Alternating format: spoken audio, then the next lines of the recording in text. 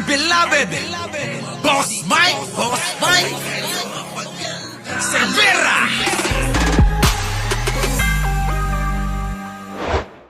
Si Roque, nasan na? Di ba kayo nagtataka? Di ba dapat nandyan siya? Oo, si Roque ho, mga kababayan, nanganganib na ho ngayon. Bakit? Eto na.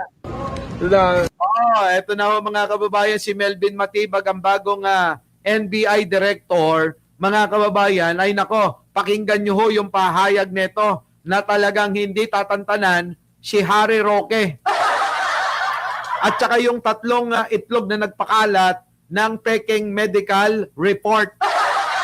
Mukhang sisiluhin po ni Director Matibag eh. Mukhang titibagin itong mga buwisit na mga pangit na mga DDS eh. Ito na, pakinggan nyo. Na dapat you're a lover of the law, you should come home and face all the charges. At doon mo sagutin yung mga charges sa'yo. Mahirap eh, pag sa social media tayo nagbabangayan ng. That is why actually one of the direction ng NBI ngayon is to go after mga fake news na yan.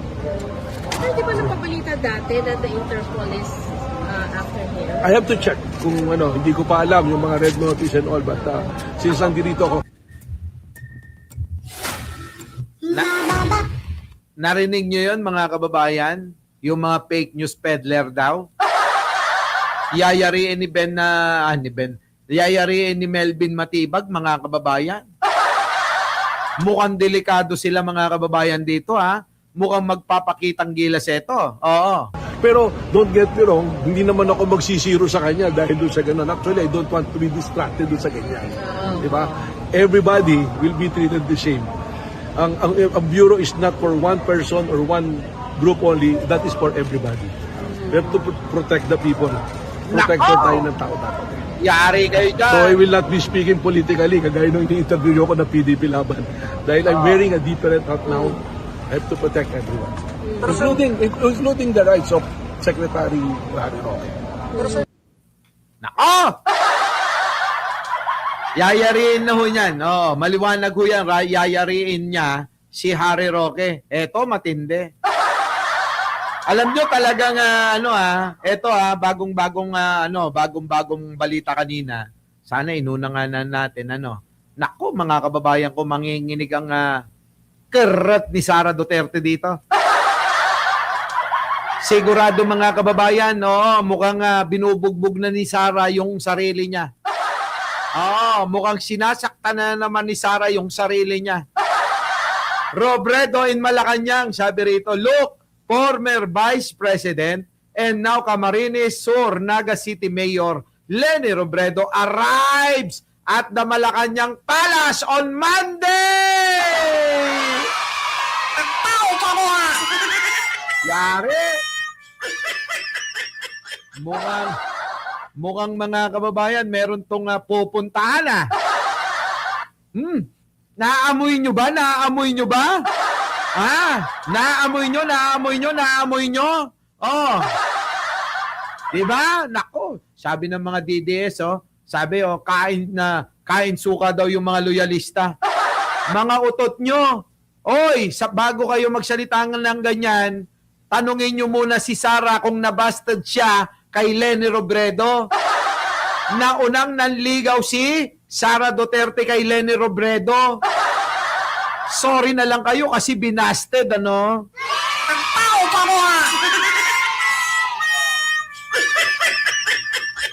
Sabi ni Leni, hindi kita bet, Sara.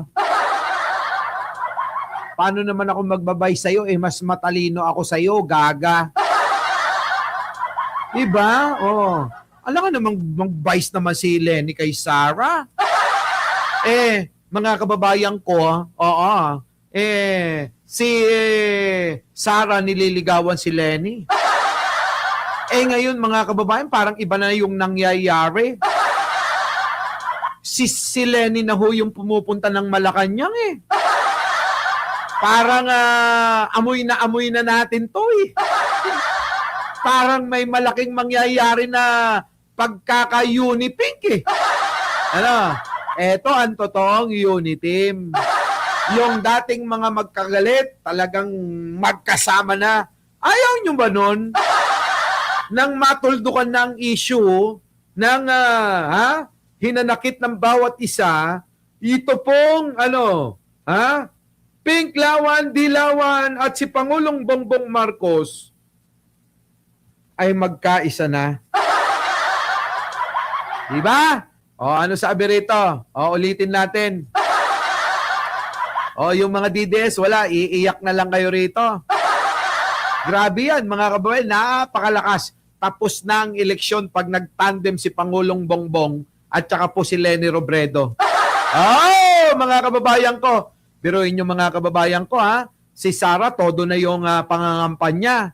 Oo, sige, ibigay na natin yung 47%.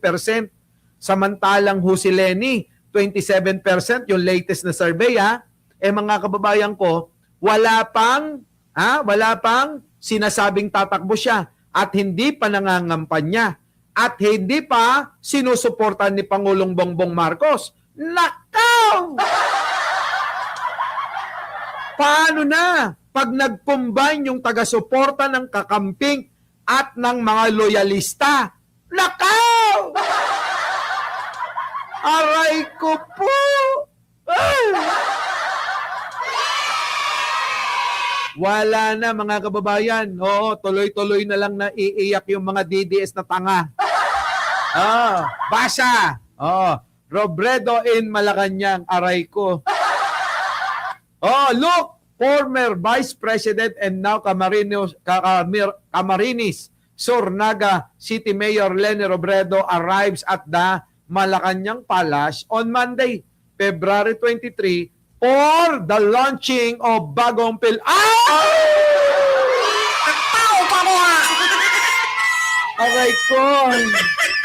Aray ko! Launching pala mga kababayan ng bagong Pilipinas. Bawat bayan makikinabang. Nako! Pasig City Mayor ay! Nako!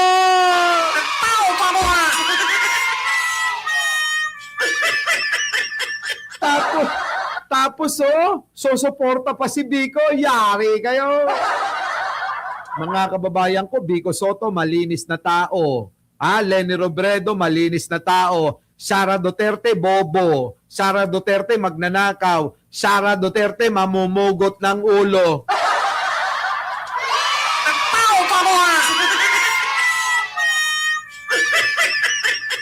Yari na, mga kababayan. Yari na. Pasig City Mayor Biko Soto is also present. Nakaw! Pasig City Mayor Biko Soto is also present. Sino-sino ba yan, Boss Mike? Wait nga. Nako, grabe na ito mga kababayan Talagang yari sila dyan. Sino-sino ba yan, Boss Mike? Ito na. Ayan pala. Sa bagong Pilipinas, bawat bayan makikinabang. Lunch event. Heroes Hall, Malacanang Palace. Ano sumunod? Nakaw!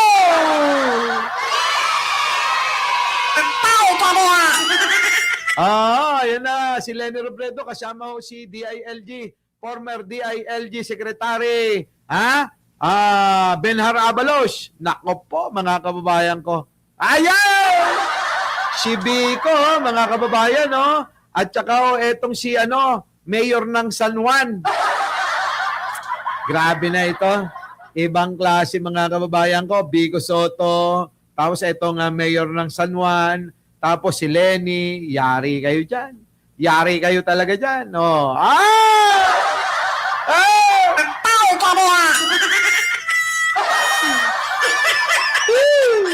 Yari na. Iyak na naman ang mga DDS. Wala nang gagawin kung hindi sumunod sa isang siraulong si Sara Duterte. Mamatay tao, magnanakaw. Yun ang gustong-gusto ng mga tangat bobo Nabobulag daw kasi matapang. Kasi daw talagang galit sa adik. Mga bobo! Sila ang nagpapalaganap ng droga. Ito pa, mga kababayan ko, mas matindi. Nakaw! Ito, mas matindi ho ito, mga kababayan ko, Ito pa, Ayan. Ala ka. Sabi ho ni Sharon Cuneta, mga kababayan, my President, Ma'am Lenny, Attorney, Lenny Robredo, with our President Ferdinand Marcos Jr., walang balimbingan o plastikan. Nako, pagpapasalamat lamang sa sumusuporta sa kanyang mahal na lungsod at bayan. Ang balimbing ay iiwan ang tapat na samahan para sa pansariling kapakanan. Nako, Sara Duterte yun. Putik na yan, si Sharon Cuneta, pinaringgan si Sara. Sabi ba naman ni Ate Shawi, walang balimbing o plastikan. Pagpapasalamat lamang sa sumusuporta sa kanyang mahal na lungsod at bayan. Eto na, ang parinig kay Sara. Real talk, tinamaan ng gusto. Sa pool, sa bumbunan si Sara. Hindi, sa leg, Boss Mac. Sa leg, Boss Mike, kaya may lamat. Kaya may peklat. Ang balimbing ay iiwan ang tapat na samahan para sa pansariling kapakanan!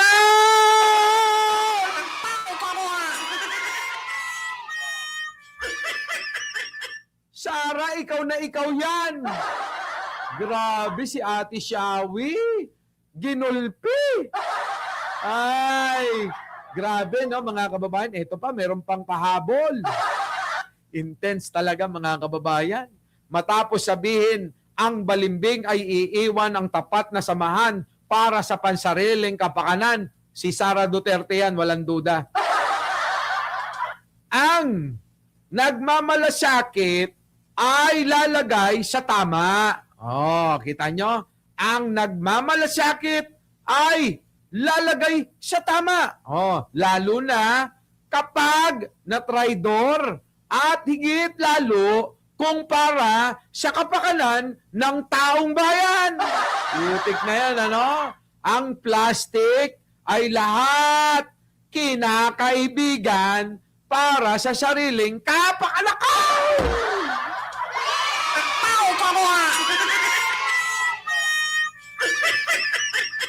Sapol na naman si Sara Duterte. Sabi naman dito, ang plastic daw ay lahat kinakaibigan para sa sariling kapakanan. Di ba si Sara Duterte yan? Di ba? Nalasika, Sara. Ito pa. Ang sabi, Boss Mike, sibilisado. Nako, putik na yan. Pag-usapang sibilisado talaga. Ang sibilisado at disente ay nakikitungo at rumerespeto sa sinumang rumerespeto sa kanya nang hindi sinusuko ang prinsipyo. Putik na yan.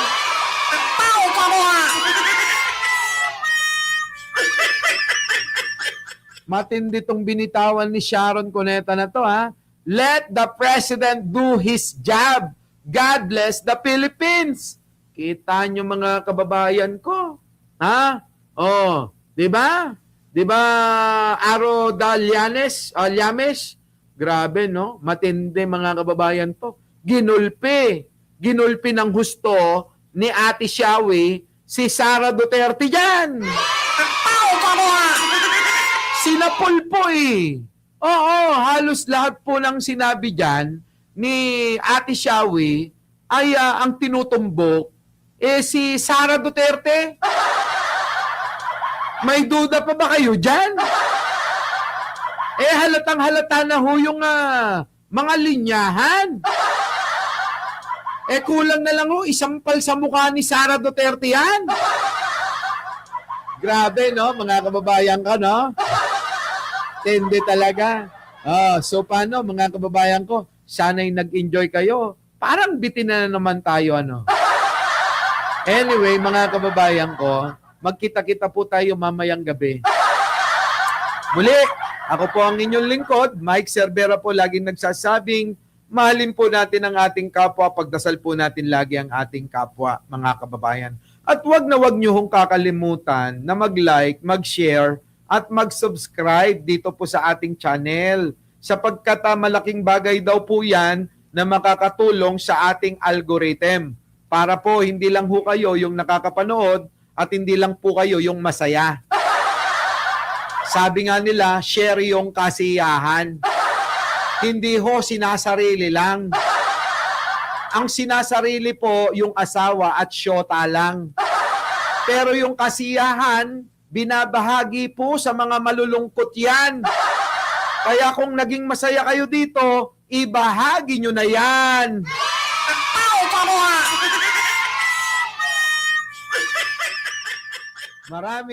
Maraming salamat po. Our beloved Boss Mike Cervera.